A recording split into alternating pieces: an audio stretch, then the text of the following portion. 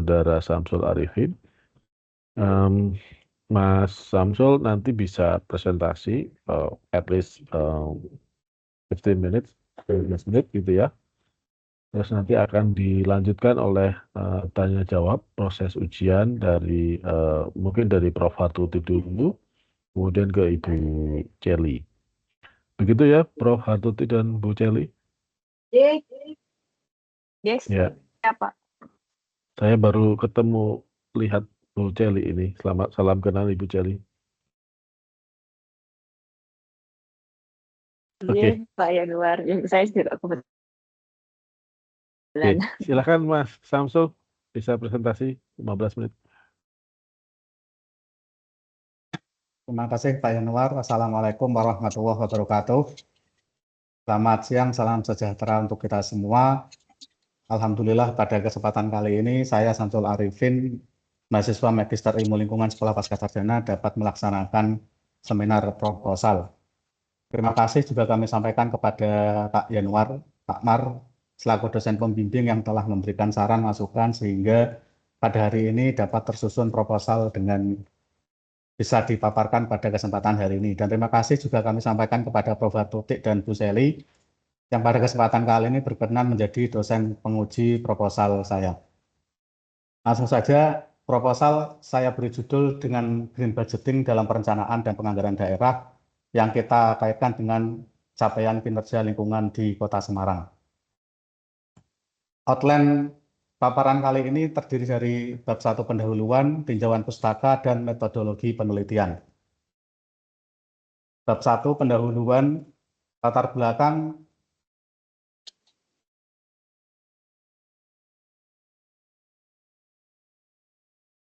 izin ini ngeklik sendiri.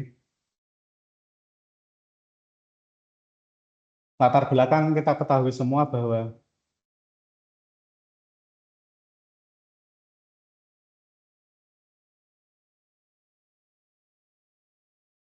kok ngeklik sendiri sih, ngapunten.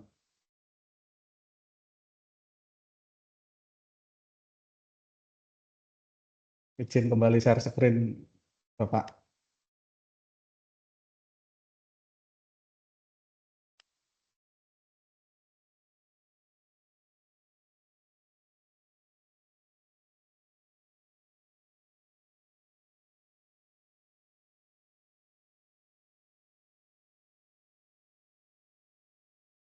Yang melatar belakangi saya mengambil judul tersebut adalah semuanya pasti sudah tahu terkait isu lingkungan yang sudah mendunia Indonesia, bahkan sudah sampai di tingkat lokal yaitu di Kota Semarang.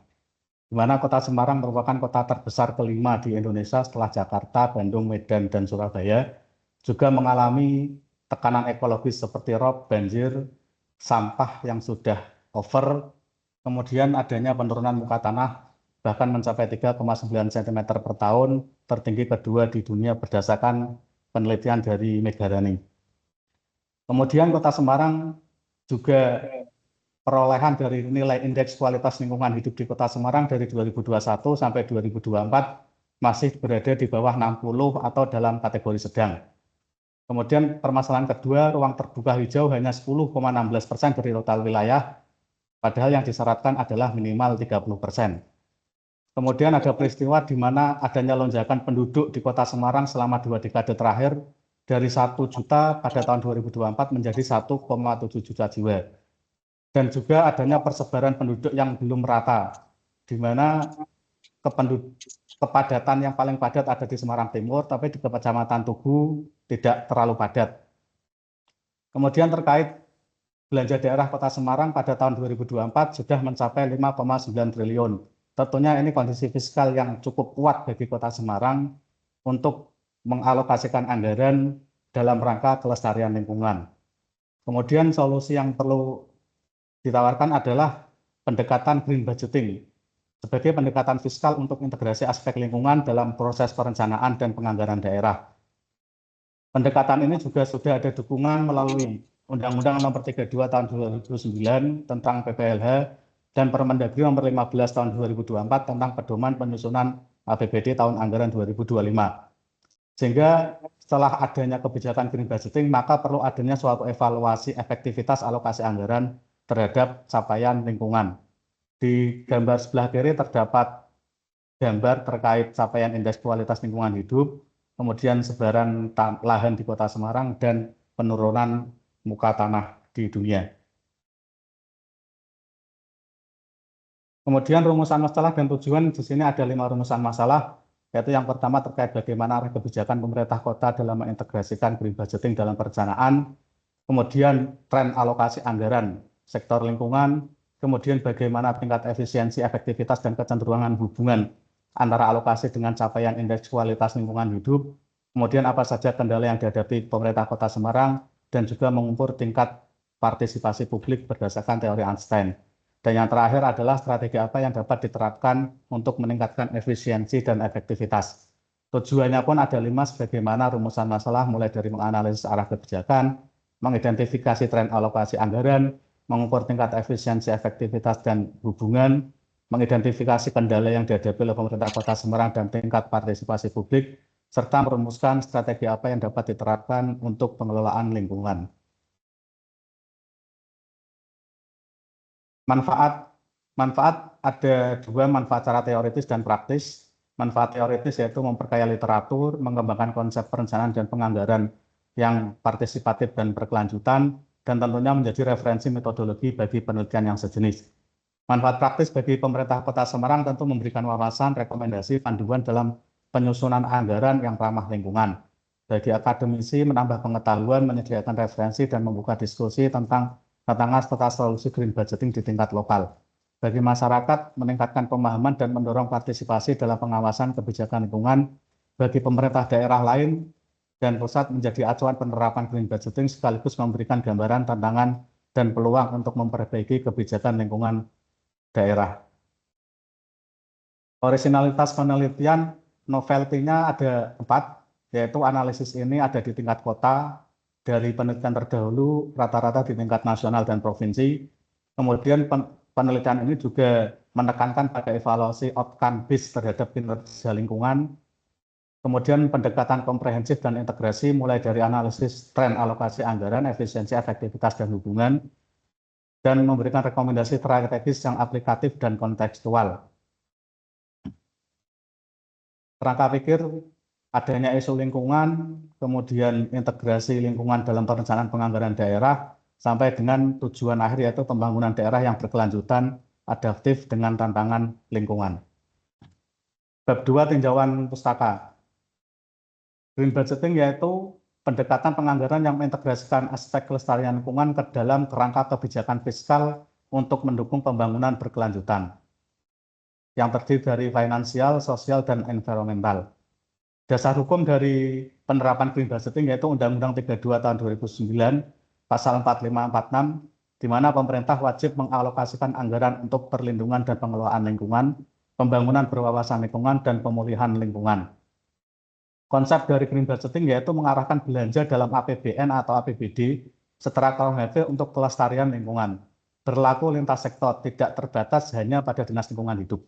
Mengarahkan kegiatan untuk menghasilkan sampah yang lebih sedikit, mengurangi dan menggunakan sumber daya yang lebih sedikit, efektif, efisien, dan ekonomi, mengurangi efek gas rumah kaca, serta mengurangi kesenjangan sosial masyarakat.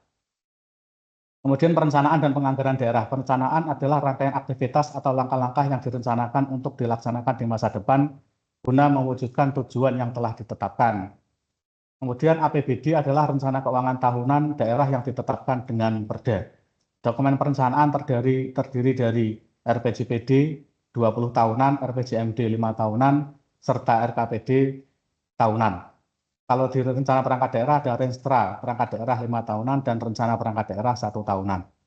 Landasan penyusunan APBD adalah Permendagri nomor 15 tahun 2024. Konsep efisiensi, di sini kita menggunakan pendekatan data envelopment analysis. Konsep ini digunakan untuk menilai seberapa besar alokasi anggaran yang digunakan secara optimal untuk menghasilkan capaian kinerja lingkungan tanpa adanya pemborosan. Sedangkan konsep efektivitas adalah digunakan untuk mengevaluasi sejauh mana alokasi anggaran sektor lingkungan mampu menghasilkan output atau capaian kinerja lingkungan yang diharapkan. Pendekatan ini melalui perbandingan antara besaran anggaran dengan output spesifik atau indeks kualitas lingkungan hidup. Indikator kinerja lingkungan terdiri dari indeks kualitas lingkungan hidup. Indeks kualitas lingkungan hidup dibagi lagi menjadi indeks kualitas air, kualitas udara, serta kualitas tutupan lahan. Partisipasi publik dalam perencanaan dan penganggaran daerah.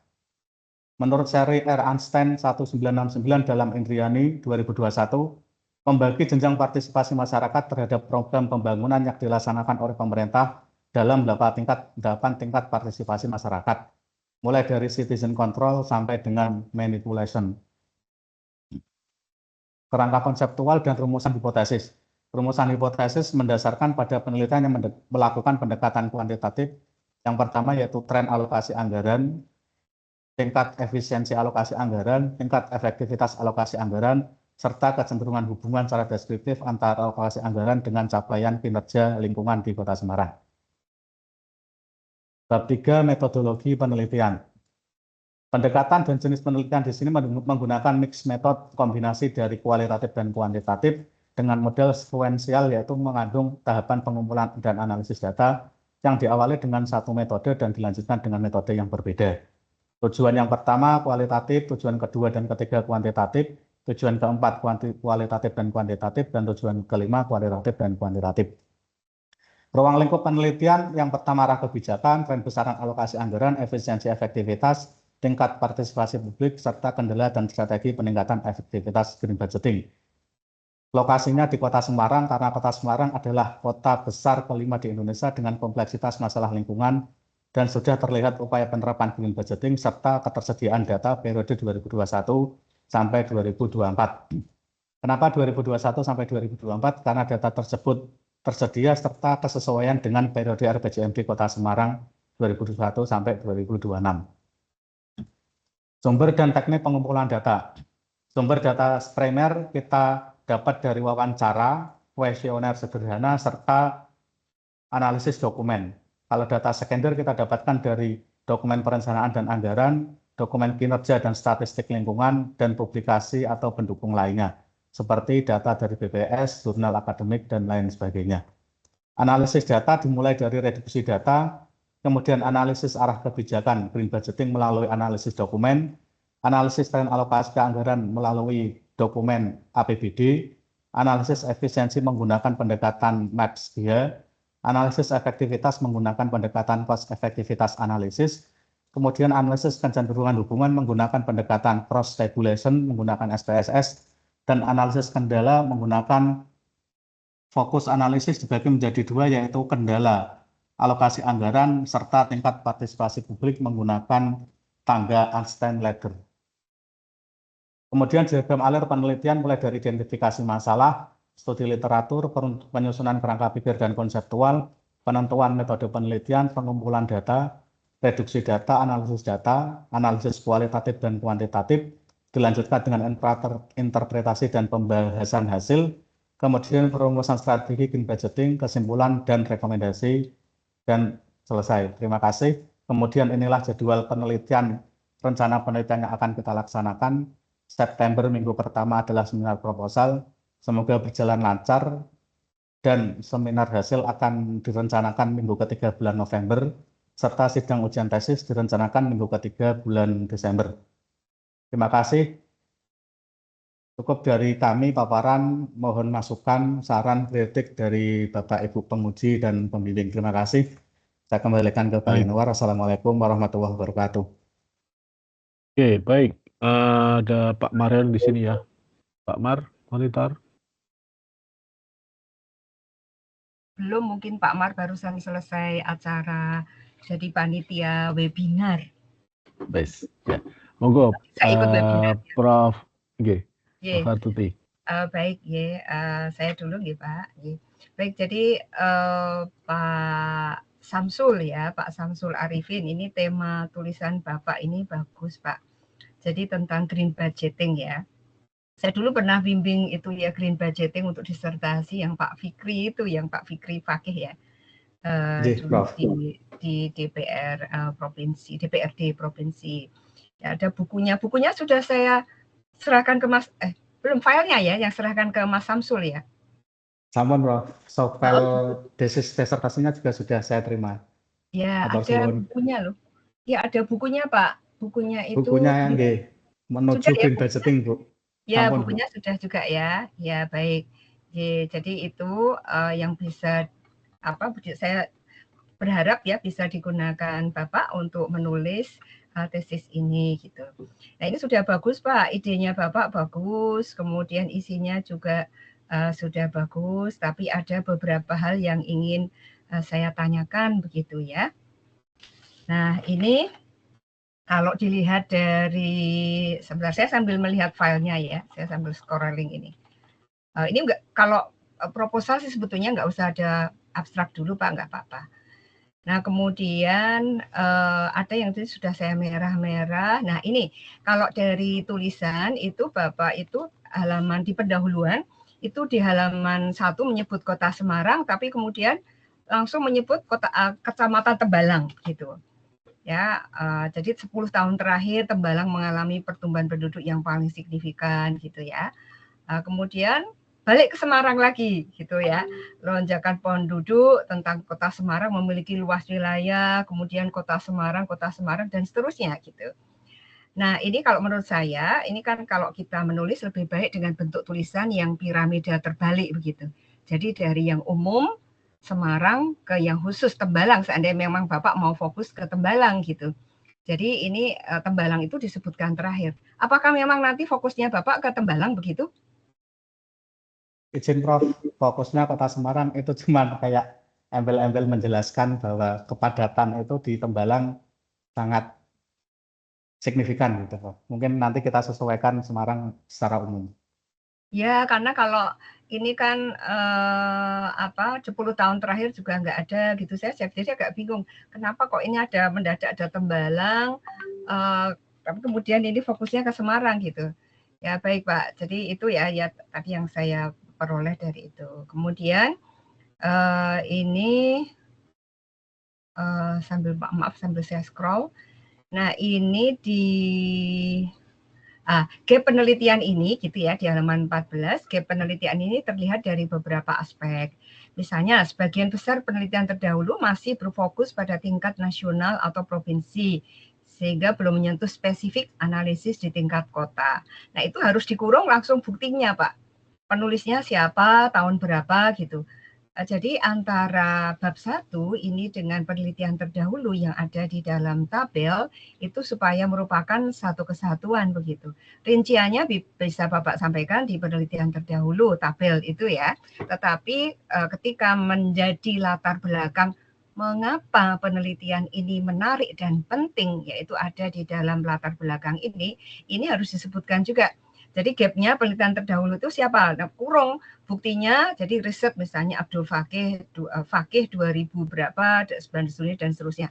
Kemudian dari sisi pendekatan evaluasi, penelitian sebelumnya umumnya jarang mengkombinasikan analisis kuantitatif dengan kualitatif yang mendalami kebijakan serta partisipasi publik. Nah itu juga buktinya apa gitu, harus ada. Nah, kemudian dari sisi konteks lokal, ekologis, dan fiskal, Semarang memiliki karakteristik unik. Nah, apa uniknya? Itu ya juga harus disebutkan. Nah, ini di dalam ini, oleh karena itu, penelitian ini memiliki urgensi dilaksanakan. Fokus utamanya menganalisis arah kebijakan green budgeting, menilai efisiensi dan efektivitas, kemudian mengkaji keterlibatan publik dalam proses perencanaan, serta merumuskan strategi untuk meningkatkan. Nah ini mohon supaya istilah yang digunakan itu konsisten begitu. Jadi misalnya keterlibatan publik atau partisipasi publik gitu.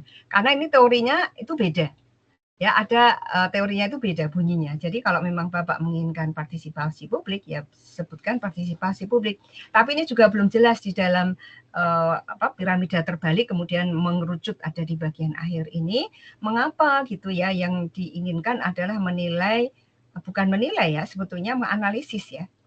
Kan menganalisis ya, bukan menilai ya. Kenapa menganalisis efisiensi dan efektivitas, kemudian partisipasi publik gitu ya.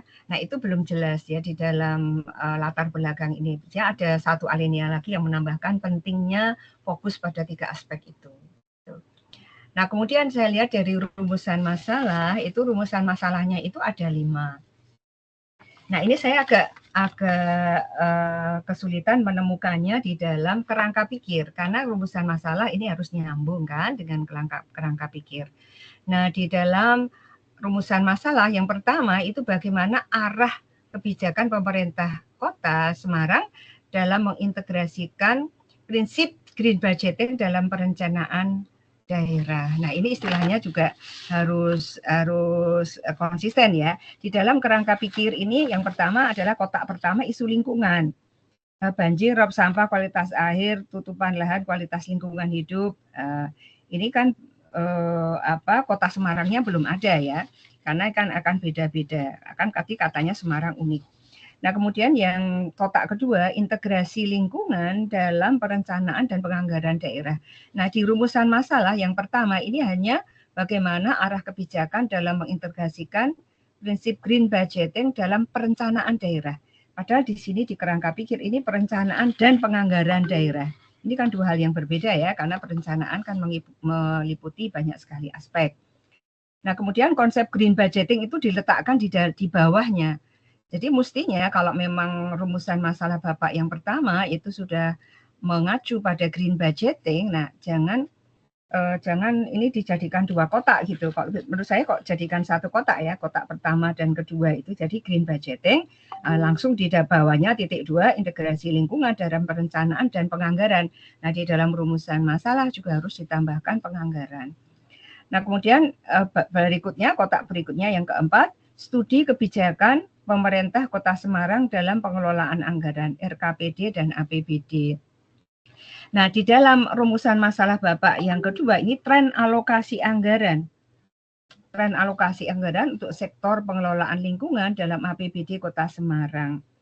Nah, ini tidak menyebut-nyebut RKPD. Ya, tapi di dalam kotak yang keempat ini ada RKPD dan APBD, kemudian analisis alokasi anggaran. Nah, ini kalau yang nomor 2 kan tren alokasi anggaran. Jadi kalau memang Bapak mau melihatnya tren, ya di sini di dalam kotak kerangka pikir ini mohon dituliskan tren begitu ya, supaya konsisten antara rumusan masalah dengan tujuan dan kemudian dengan kerangka pikir. Karena rumusan masalah ini kemudian yang menentukan tujuan, dan kemudian tujuan inilah yang nanti dimasukkan di dalam kerangka pikir yang merepresentasikan kerangka pikir alur pikir yang digunakan di dalam penulisan tesis ini. Nah, kemudian ketiga, rumusan masalah ketiga, bagaimana tingkat efisiensi, efektivitas, dan kecenderungan hubungan secara deskriptif. Nah, ini saya agak bingung, hubungan secara deskriptif. Kalau deskriptif itu adalah analisis metode penelitian yang kualitatif, itu deskriptif.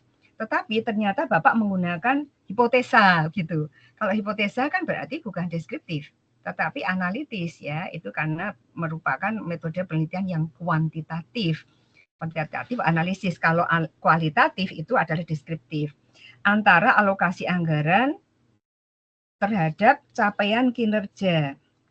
Nah, ini juga saya belum mudeng di dalam latar belakang itu belum jelas kaitan antara anggaran dengan capaian kinerja, anggaran lingkungan ya. Ini hubungan antara anggaran alokasi anggaran, kemudian dengan capaian kinerja itu belum disebutkan di dalam latar belakang. Nah, kemudian jadi kotak-kotak yang ada di dalam kerangka pikir ini mohon disesuaikan dengan rumusan masalah begitu. Jadi kerangka pikir kan diawali dari latar belakang ya. Jadi latar belakangnya ini adalah isu lingkungan. Kemudian nanti pertanyaan penelitian gitu ya, rumusan masalah. Ya. Pertanyaan penelitian yang ada di sini rumusan masalah ya. Kemudian tujuan. Nah, kemudian tujuan itu di kotak-kotak masing-masing tujuan itu satu kotak gitu. Nah, sehingga kayak ini kan di dalam kerangka pikir kotaknya banyak banget gitu. Padahal rumusan masalahnya ini hanya 5. Nah, kemudian nomor rumusan masalah yang keempat, apa saja kendala yang dihadapi, termasuk aspek partisipasi publik. Nah, ini di dalam kerangka pikir nggak ada ini. Yang ada itu, yang saya lihat kotak ketiga itu kecenderungan hubungan alokasi anggaran dengan capaian kinerja. Yang keempat, identifikasi hambatan. Nah, kalau di rumusan masalah tulisannya adalah kendala, bukan hambatan. Kelihatannya sama-sama gitu ya, tapi karena kita membuat proses akademik itu harus linear begitu ya. Jadi kalau yang dimaksud adalah hambatan, mohon dituliskan hambatan, jangan kendala. Kemudian ada partisipasi publik gitu di nomor 4. Nah, tapi di kota ini penentuan alokasi anggaran dan partisipasi publik. Penentuan alokasi anggaran dan partisipasi publik. Oke. Ya, kemudian yang kelima itu strategi ya. Strategi peningkatan efektivitas. Nah, kenapa hanya efektivitas? Karena di rumusan masalah yang kelima itu adalah efektivitas dan efisiensi. Ya, jadi supaya supaya sesuai begitu. Nah, kemudian di kerangka konseptual itu adalah green budgeting, kemudian kebijakan, alokasi anggaran, ini efisiensi dan efektivitas, input-output ya dua-duanya, kemudian yang ketiga ini kecenderungan hubungan, kemudian identifikasi hambatan atau kendala, satu saja Pak, kalau misalnya di dalam rumusan masalah kendala, ya di sini juga hanya kendala saja. Kemudian formulasi strategi, nah itu belum ada partisipasi publiknya ini di dalam kerangka konseptual ini. Padahal partisipasi publik dan alokasi anggaran itu dua hal yang sejajar begitu ya di dalam rumusan masalah nomor 4.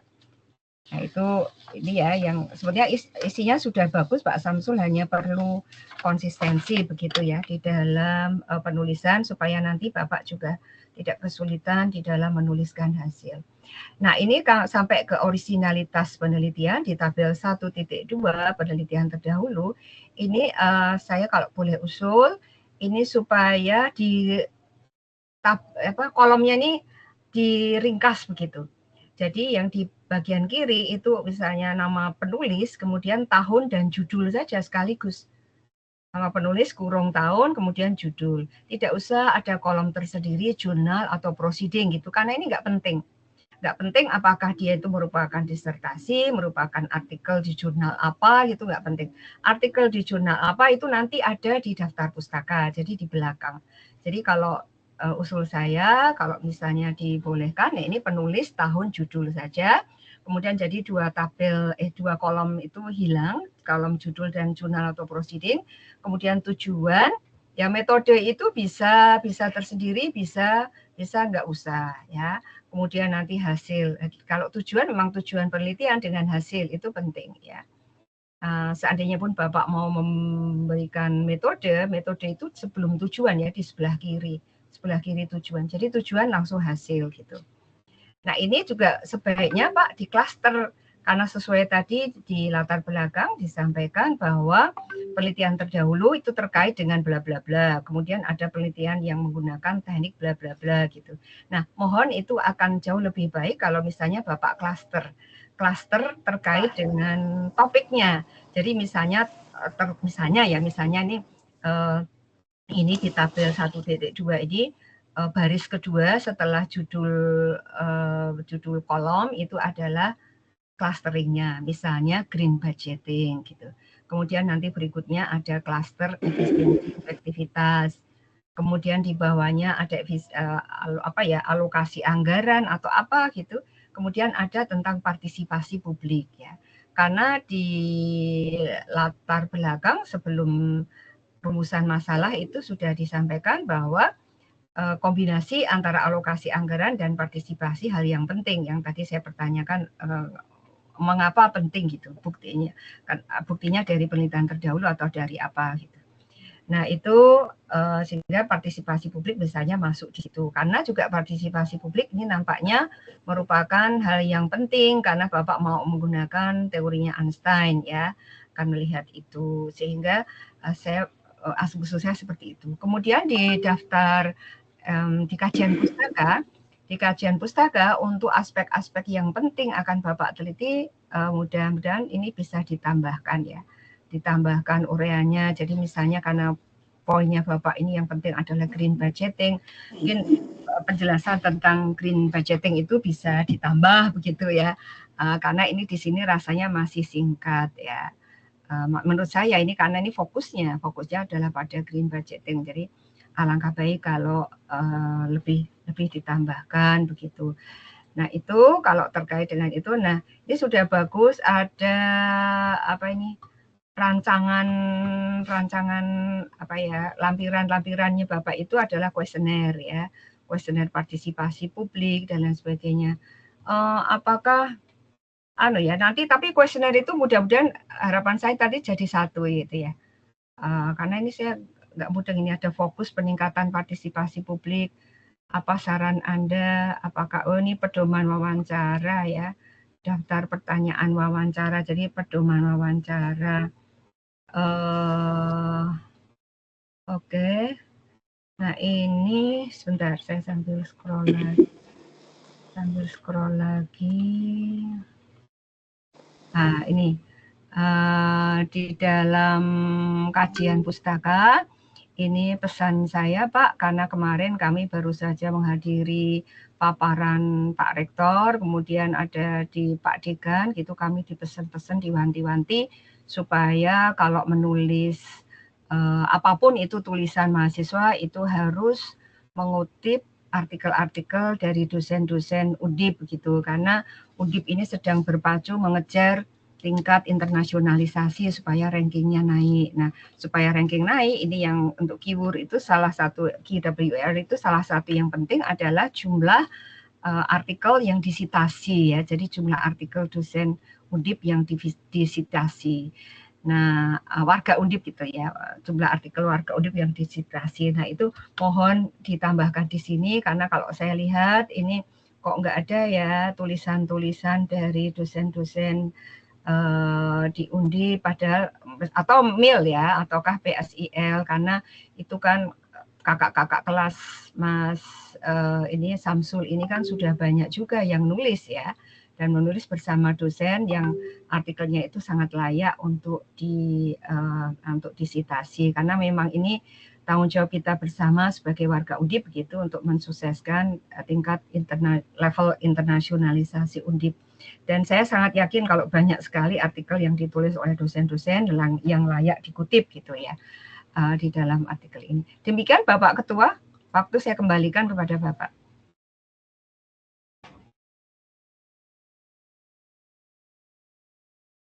Baik, oke. Sekarang gilirannya Ibu Celi. Pak Januar, non sewu, Ya. apakah saya boleh apakah boleh dijawab dulu oleh Mas Samsul karena saya jam 12 punya kelas. Ya, maaf. Non sewu. Ya. Ini jadwalnya itu sangat berderet-deret gitu. Iya, saya kemarin lihat daftarnya ya Bu ya. Iya. Oke, silakan Mas Samsul dulu direspon. Oke, terima kasih Pak Januar. Sebelumnya terima kasih atas masukan dari Prof. Hartotik. Nanti latar belakang akan kita sesuaikan dari piramida umum ke khusus. Kemudian terkait istilah konsistensi akan kami pelajari dan kita konsisten lagi Bu. Karena memang kemarin belum konsisten. Kemudian dalam latar belakang akan kita tambah sumber terkait gap riset dari yang masukan dari Prof. Hartotik dan keunikan yang ada di Kota Semarang. Kemudian terkait partisipasi publik juga akan kita pertegas lagi di latar belakang. Kemudian terkait rumusan masalah, yang nomor 3 itu memang kecenderungan hubungan antara alokasi anggaran terhadap ini lebih ke apakah ketika anggaran itu naik, otomatis kinerja lingkungannya akan naik. Cuman ini mungkin kalimat yang kita sajikan kurang tepat Bu, mungkin kecenderungan hubungan antara alokasi anggaran lingkungan terhadap capaian kinerja bidang lingkungan. Ya, kan kalau memang misalnya mau langsung hubungan ya langsung saja. Jadi bukan ini apa tadi bunyinya? Kecenderungan hubungan secara deskriptif. Deskriptif. Nah, kalau deskriptif kenapa menggunakan hipotesa? Di Prof. Matur suwun. Nanti ini yang secara deskriptif akan kita hilangkan dari bagaimana tingkat efisiensi, efektivitas, dan kecenderungan hubungan. Karena ini menggunakan cross regulation. Kemudian terkait konsistensi kendala, nanti akan kita konsistensikan dengan menggunakan kata kendala. Kemudian terkait kerangka pikir, akan kita sesuaikan Prof, sesuai masukan dari Prof Bartuti, termasuk dari kerangka konseptual. Dan bab 2 terkait penambahan penjelasan green budgeting juga akan kami tambah referensi, terutama dari dosen-dosen dari Undip. Mungkin itu Prof, matur suwun. Ya, terima kasih. Ya, terima kasih Pak Samsul. Good luck ya.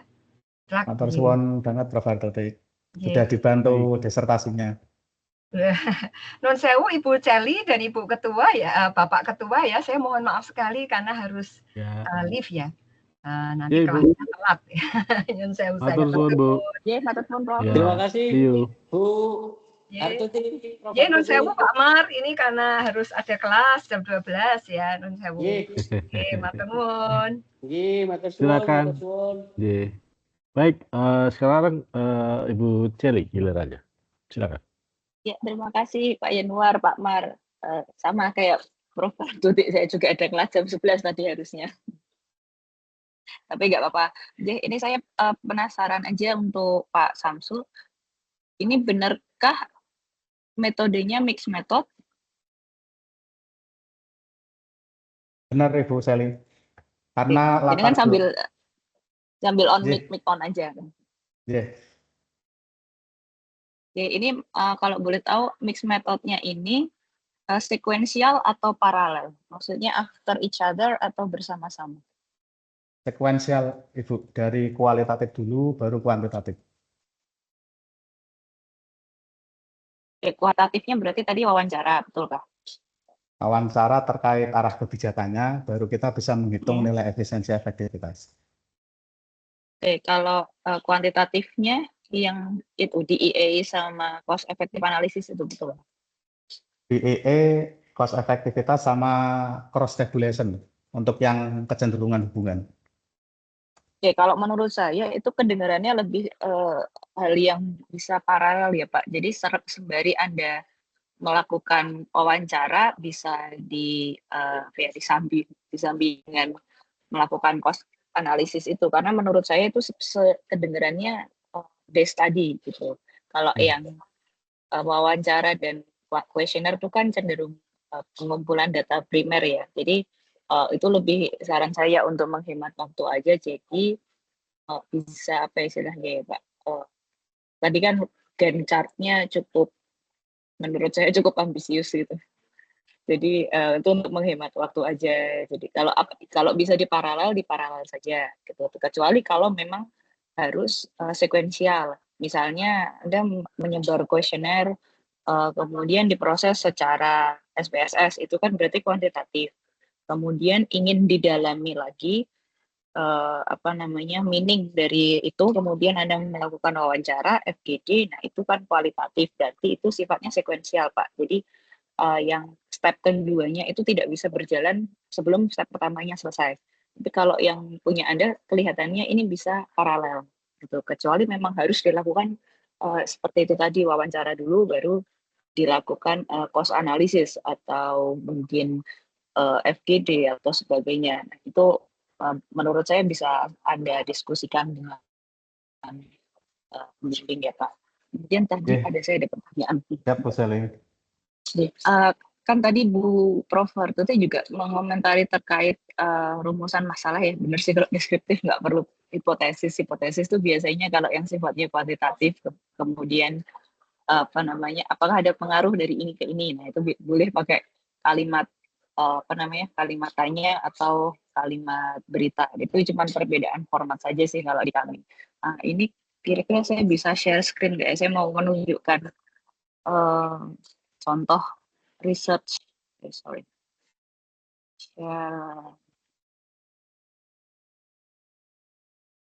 Nah, ini contoh research proposal ya Pak, bisa dilihat. Bisa, Ibu. Jadi ini lebih menunjukkan aja cara berpikir Anda supaya runut dan sistematis ya. Kan jenengan punya problem gaps gitu, problem statement, apakah ada research gap gitu. Kemudian Anda yang merumuskan sendiri kan rumusan masalah dan pertanyaan penelitian. Misalnya ini ada 3 nih, 1, 2, 3, jangan ada berapa. Gitu. Kemudian objektifnya apa, itu udah bener sih kalau di proposal Anda. Kalau research question-nya 3, berarti objektifnya 3. Kalau ininya 10, berarti ini 10. Gitu. Nah, yang belum kelihatan di kerangka pikir adalah yang ini, Pak. Data collection and analysis. Jadi, dari problem di dunia nyata, kemudian research pertanyaannya apa, kemudian objektifnya apa. Nah, ini mau diteliti menggunakan apa? Misalnya contohnya ini output dari literatur review, kemudian disupport dengan interview, kemudian dianalisis dengan in vivo. Berarti dia melakukan untuk menjawab ini, menjawab yang pertama ini, dia melakukan interview dan analisanya, pengumpulan datanya interview, analisanya in vivo. Nah, kemudian yang diinginkan apa hasilnya di sini. Jadi ini yang kami agak missing dari kerangka pikirnya Pak Samsul. Saya punya list research question, saya punya list ini, nanti saya akan melakukan data collection ini, tapi line-nya, garisnya dari sini ke sini tuh belum kelihatan. Jadi ini cuma contoh aja untuk memperlihatkan kalau ada benang merah ya dari problem sampai ke tujuan penelitian. Gitu. Jadi ini untuk contoh aja. Kemudian kalau saran saya di pertanyaan penelitian tadi yang rumusan masalah kan ada 5 Pak sebenarnya. Dan benar kata Prof. Artuti, ini untuk sebuah research proposal cukup lengkap, Anda cukup into it gitu ya. Saya udah baca beberapa, ini cukup detail, semuanya sudah masukkan. Kan tetapi saya lebih penasaran saja, apakah Anda yakin ini bisa terselesaikan sesuai timeline yang sudah Anda ajukan gitu. Tadi kalau boleh dilihat timeline-nya lagi Kak.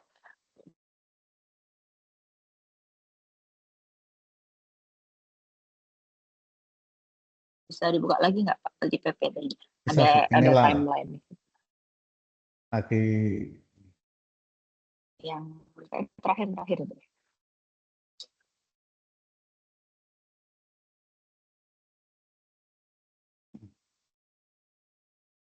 Udah Ibu. Oh, mana sih? Di sini udah jadwal Ibu. Oh, ya, ini. Nah, ini kan September di sini, kemudian instrumen penelitian, oke, boleh. Ini kan saya sudah lihat ada dari pertanyaan. Tapi untuk pertanyaannya mungkin lebih ke pembimbing ya, yang lebih tahu tentang ini. Ini penyusunan hasil dan pemeriksaan. Nah, ini kan dilakukan setelah Anda melakukan yang hijau ini, nomor 11, yang dari September sampai awal November, itu kan dilakukan setelah mengumpulkan data, gitu. Tadi benar itu benar nggak kalau targetnya ada 40 responden? Benar Ibu, berdasarkan undangan kegiatan Musrenbang itu ada 380-an, kita ngambil 30 sampai 40-an. Apakah itu bisa selesai dalam waktu 2 minggu? Itu aja saya penasaran itu, karena kayaknya untuk menemui 30 orang melakukan wawancara yang in-depth gitu agak sulit. Jadi mungkin ini bisa jadi pertimbangan Anda.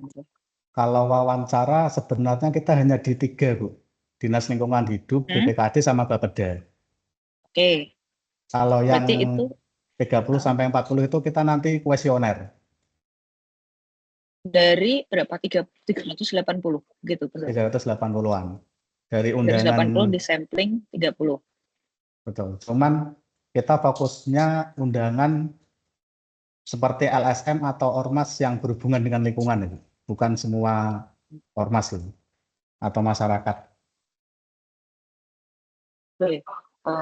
Boleh itu mungkin bahasan Anda dengan pembimbing, bukan dari saya ya, bukan kuasa saya gitu. Oke, itu untuk itunya tadi. Jadi berarti ini cukup ambisius menurut saya, tapi oke lah, nggak apa-apa. Gitu. Kemudian ini semoga lancar ya Bu.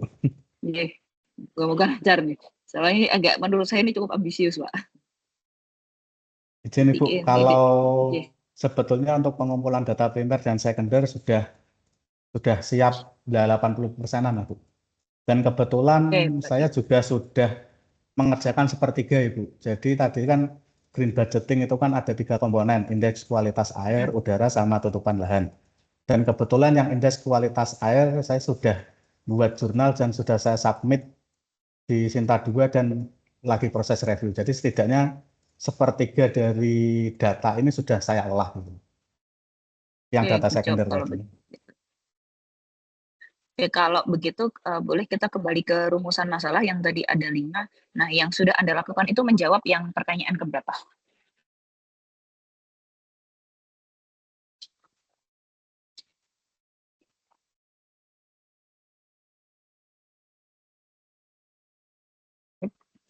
Mic-nya Pak Samsul mute ya. Ke mute Mas Samsul. Izin Ibu, sebetulnya Iya. kalau dari rumusan masalah itu 1, 2, sama 3 sudah kita kerjakan tapi masing-masing sepertiga. Karena tadi kan green budgeting ada 3 komponen, kualitas udara, air, sama tutupan lahan. Yang kualitas udara sudah kita kerjakan persis Ibu, termasuk tren alokasi anggarannya, termasuk efisiensi, efektivitas, dan hubungan. Jadi Oke, kalau berarti yang itu nanti cuman jadi kalau itu yang apa? cuman wawancaranya kemarin belum sampai di partisipasi publiknya, kemarin belum. Hanya sebatas wawancara di DLH, Bapeda, sama BPKAD. Tapi Oke, fokusnya di indeks kualitas air. itu berarti datanya dari mana Pak? Dari pengukuran lapangan atau ada secondary data yang Kalau maksudnya yang mereka provide gitu? kalau kemarin kita ngambil data dari sekunder, data sekunder yaitu Mm, dokumen RKPD dari Bapeda, kemudian mm. dokumen APBD dari BPKAD, dan dokumen dari laporan kinerja instansi perangkat daerah dari DLH. Jadi di Oke. situ kan nanti muncul kualitas airnya, pencapaiannya berapa. Oke, berarti itu menjawab pertanyaan rumusan masalah 1, 2, 3. Bagaimana arah Bukan kebijakan, bagaimana se- tren alokasi, dan bagaimana tingkat efisiensi efektivitas gitu. kalau izin Ibu, kalau menjawab Mm. belum Ibu. Karena itu bagian dari green budgeting istilahnya gitu, Bu. Jadi Ya, kalau enggak, saya paham. Cuman maksudnya tadi kan Anda sudah mengumpulkan data. Nah, data itu akan digunakan untuk menjawab rumusan masalah yang mana gitu aja. 1, 2, 3. 1, 2, 3 Ibu. Oke. Oke, berarti bagaimana arah kebijakan pemerintah Kota Semarang dalam mengintegrasikan prinsip green budgeting ini datanya didapatkan dari APBD, betul kah? Kalau yang pertama berarti wawancara dan studi dokumen Ibu. Oke, dokumennya yang APBD. RKPD dan RPJMD. Oke, nah itu kalau boleh disebutkan di kerangka pikiran gitu ya, yang tadi seperti yang saya contohkan gitu. Siap, Ibu. Jadi kami jelas Anda menanyakan ini jawabannya dari mana didapatnya, gitu. Kemudian menjawabnya bagaimana. Itu sih yang kurang kelihatan di proposal Anda. Karena menurut saya ini semua sudah disebutkan, kemudian teorinya, samplingnya, dan sebagainya itu udah komplit. Cuman lainnya ini menjawab apa itu yang masih belum kelihatan. Jadi gunakanlah diagram alir kerangka penelitian Anda itu untuk memperjelas hubungan semuanya gitu. Kemudian ini Siap, Bu. tren alokasi anggaran. Ini diambil dari mana dokumennya? Ini dari APBD. Oh, ini APBD.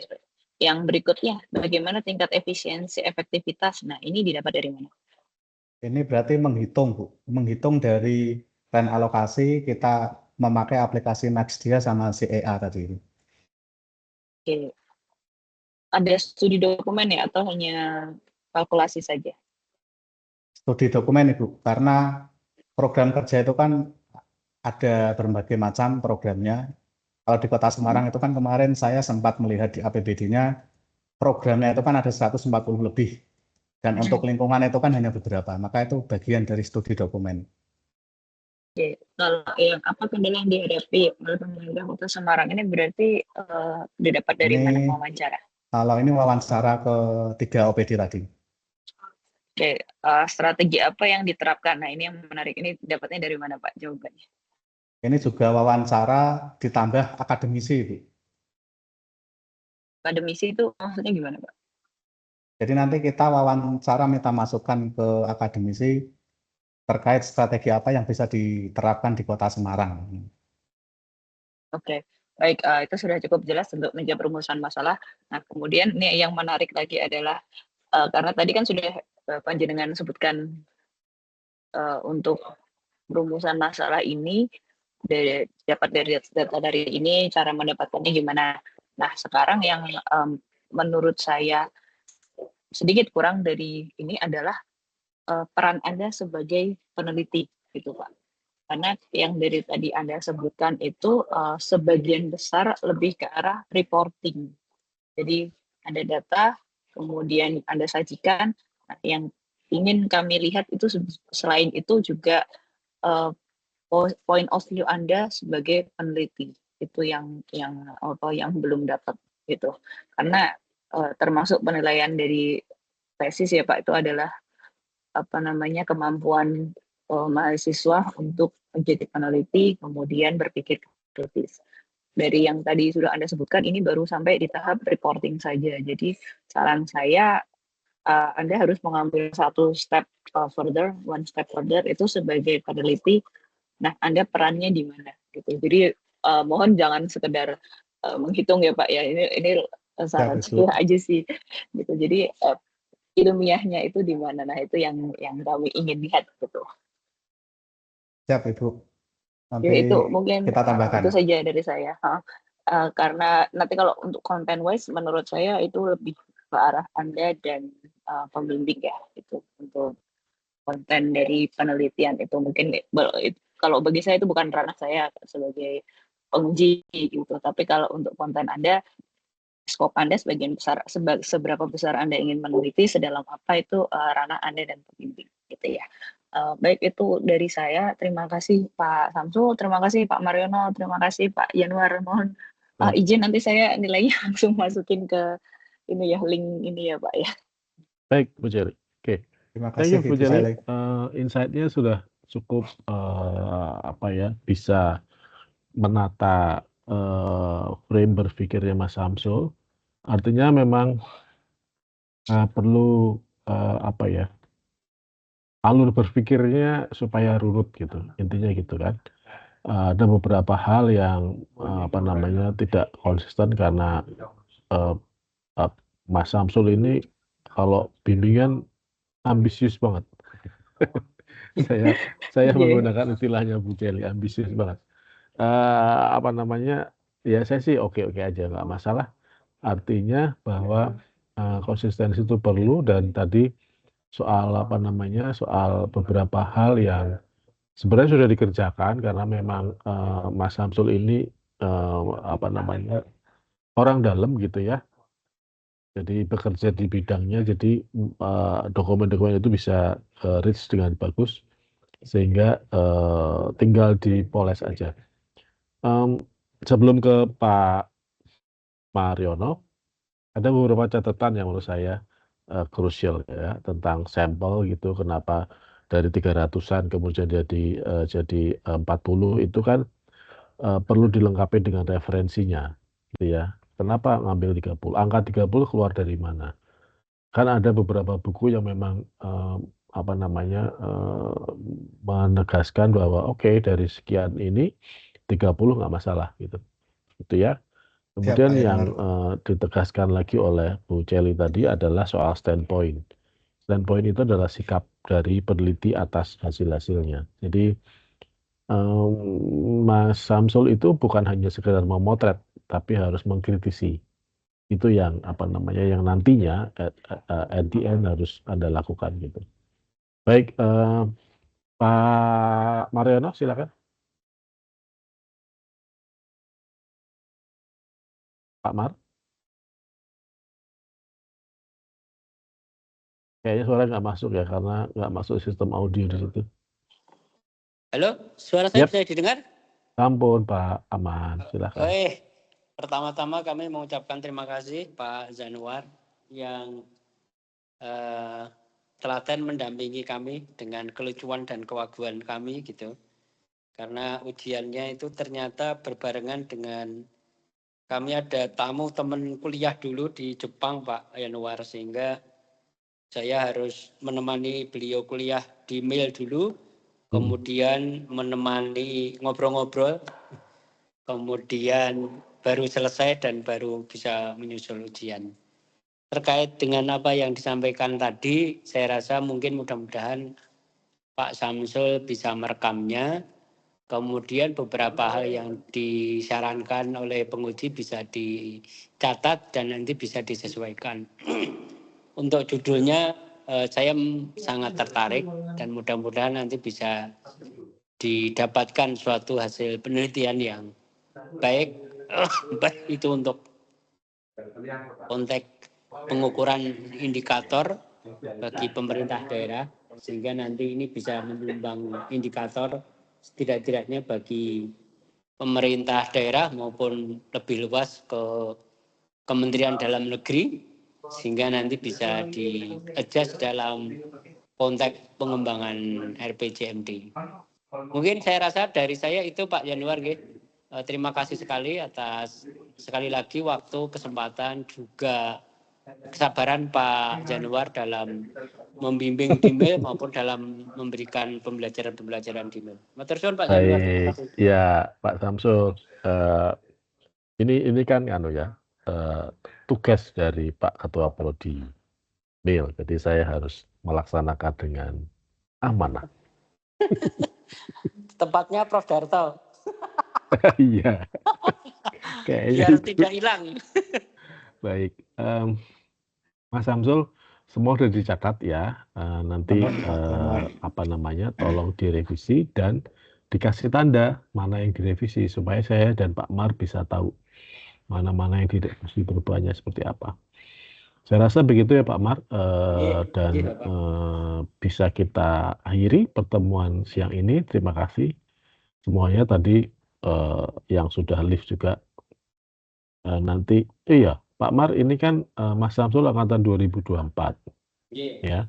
Jadi ini sudah menggunakan skema penilaian yang baru.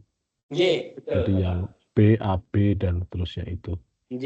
Jadi nanti kalau ini ya monggo, nanti kalau memang dengan yakin dengan nilai optimal ya dioptimalkan. Siap. Nih. Matur suwun. Assalamualaikum warahmatullahi wabarakatuh. Matur suwun sekali, matur suwun. Matur suwun Pak Yanuar, Pak Mar. Matur suwun. Assalamualaikum.